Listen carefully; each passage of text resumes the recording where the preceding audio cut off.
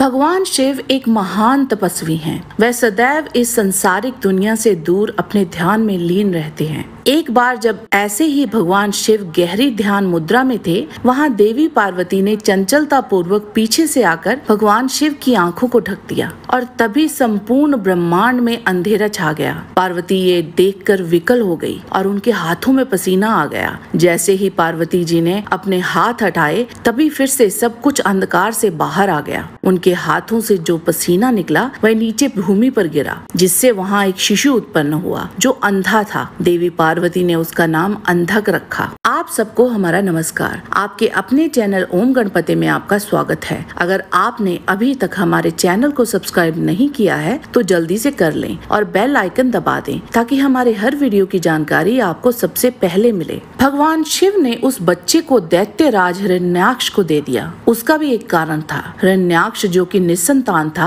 वह शक्तिशाली पुत्र प्राप्ति के लिए लंबे समय से भगवान शिव का तप कर रहा था। हिरण्याक्ष ने अंधक को पुत्र के रूप में स्वीकार कर लिया। दैत्यों के गुरु शुक्राचार्य ने अंधक की आंखों की दृष्टि को बहाल कर दिया और इसके साथ ही उसे समस्त दिव्यास्त्रों का ज्ञान और युद्ध करने का पूरा ज्ञान भी प्रदान किया। अंधक इसके बाद अद्वितीय कौशल के साथ एक उच्च कोटि का योद्धा बना। अंधकार में जन्मे अंधक में आसुरी गुण अधिक थे, जिसने उसे क्रूर प्रवृत्ति का बना दिया था। अंधक असुरों के बीच में ही पला बढ़ा और आगे चलकर वह हिरण्याक्ष के राज्य का राजा बन गया और तीनों लोकों में समस्त राक्षसी शक्तियों को एकजुट करने में सफल हो गया। अंधक बहुत बलवान था। अंधक ने और भी अधिक बलवान बनने के लिए ब्रह्मा जी की तपस्या की और ब्रह्मा जी से वरदान भी प्राप्त किया। वरदान की वजह से अंधक बहुत ताकतवर हो चुका था और उस असुर ने तीनों लोकों पर विजय प्राप्त कर ली थी। अंधकासुर ने त्रिलोकी का उपभोग करते हुए इंद्रलोक को भी जीत लिया था। इसके साथ ही उसने सभी राक्षसों, पुरुषों, यक्षों, किन्नरों, नागों पर भी विजय पा ली थी और त्रिलोक विजयी होने के बाद अब अंधक सबसे सुंदर कन्या से विवाह करना चाहता था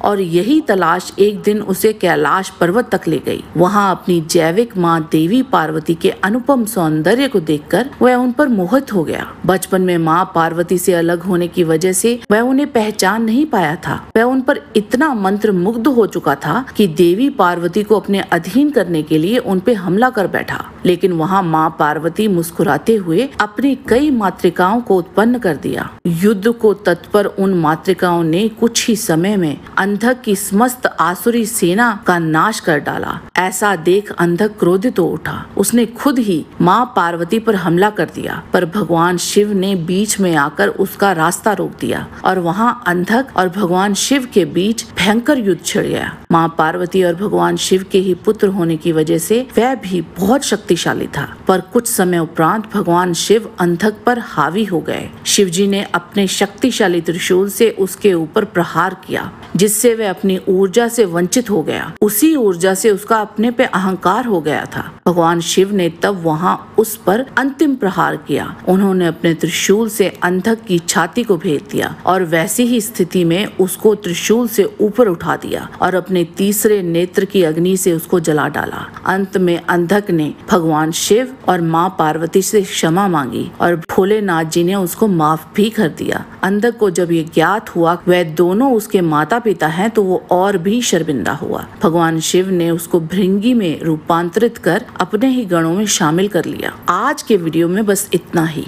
जाने से पहले लाइक बटन जरूर दबा दीजिए और अगर वीडियो अच्छा लगा है तो शेयर कीजिए। आपसे फिर मिलते हैं एक नए रोचक वीडियो के साथ। तब तक के लिए आप सबको हमारी शुभकामना। नमस्कार।